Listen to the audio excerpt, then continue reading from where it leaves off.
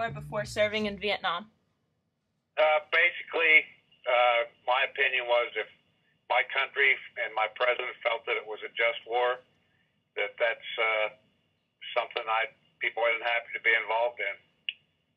Okay. What were your feelings of the war while serving?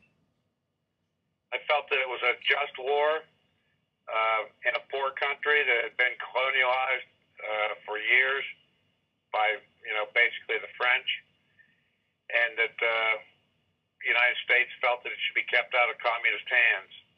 Remember that the Cold War and the threat of nuclear bombing was at its height during the Vietnam War. Okay. And then what were your feelings about Vietnam after you got out of the Marines? I was proud to be an American and proud to be an American Marine and proud of what I had accomplished. Okay. What were your responsibilities? Okay. What were your responsibilities during your tour? I was an artillery forward observer. What does that do? What you did was you were normally attached to an infantry company, and you would call in artillery support for your infantry unit from the resources you had available, either your own battery or mass batteries. Okay. Where did you live in Vietnam? Well, if you were, a lot of times I was on board ship because I was there towards the very end of our involvement. Okay. Heavy involvement. On board ship wasn't bad. I mean, it was normally air conditioned, but when you were actually on the ground, if you were out in the field, you just slept on the ground. If you were in the rear, you had hardback tents, which were nothing but tents with platforms underneath them, and you slept on a cot. No air conditioning, nothing like that. Okay. What was your opinion of those who dodged the draft? I felt that, basically I hated them at the time, but I've learned to accept some of their reasoning since then, although I believe there was alternative service they could have performed instead of just taking off and deserting their country, period. Okay. Country, period.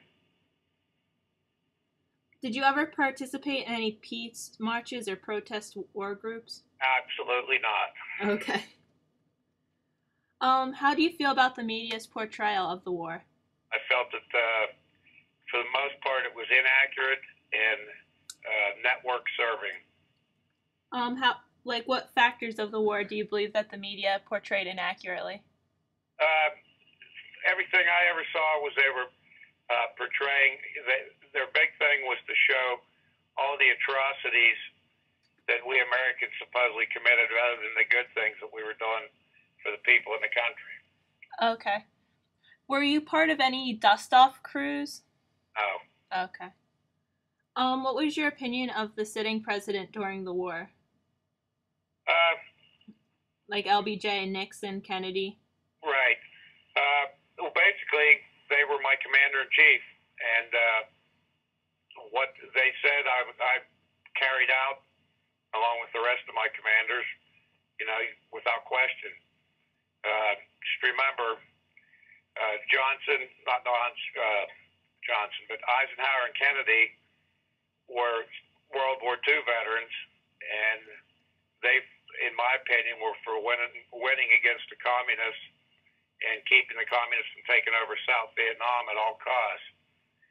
And Nixon and Johnson did their best, in my opinion, but their hands were tied by the Congress, which was pretty liberal, and wouldn't really, in my opinion, stay out of the day-to-day running of the war. Plus, the American people, after a period of time, and after the war dragged on, the American people, I believe, lost faith in the war and lost faith in the president's ability to wage the war. Okay. How do you feel about the use of napalm and Agent Orange? I thought, under the right circumstance, that both were terrible weapons, but they were both effective weapons in that environment. Okay. Were you ever exposed to either? No. Okay. What are your opinions toward the treatment of the students at Kent State? Well, my opinion is they were stupid for challenging the National Guard, and I believe the National Guard leadership was very ineffective and that they allowed the situation to get out of hand. I believe both sides were equally at fault, and just remember, you asked my opinion. Okay. How do you feel about Jane Fonda's role in opposition to the war? I still can't stand to look at her, and as far as I'm concerned, she's a traitor to her country.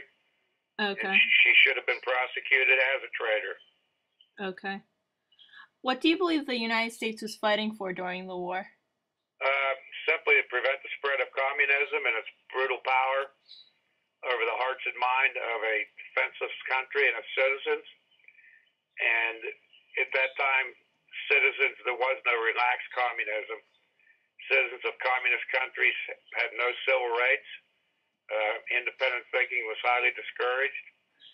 And we actually felt that we could help the citizens of South Vietnam improve their standard of living and launch their country into a modern society and into the modern age. Okay, so how do you feel about communism in Russia, or formerly the USSR? To sum it up real quick, consider yourself fortunate to be living in the United States, because even though the USSR was dissolved, still much of its government structure and its laws are still patterned after the communist rule and the communist ideals. And even though they're saying the Russian people are free, I don't quite believe that. And communism looks good on paper, the principles, but I don't believe that it really works. I don't believe it's really viable. Okay. Are there any funny stories about your Vietnam experiences that you would like to share? No, not really, because there really weren't too many funny things that happened. Okay. Do you mind if I ask what you did for fun in Vietnam? Basically, you really didn't have a lot of free time. It wasn't like Monday through Friday or anything. So the only time you actually had any time at all was if you had R&R, they called it, rest and relaxation, where you would get sent to like a Hong Kong or an Australia or something like that. And to be brutally honest, that mostly entailed a lot of drinking and chasing women. Okay.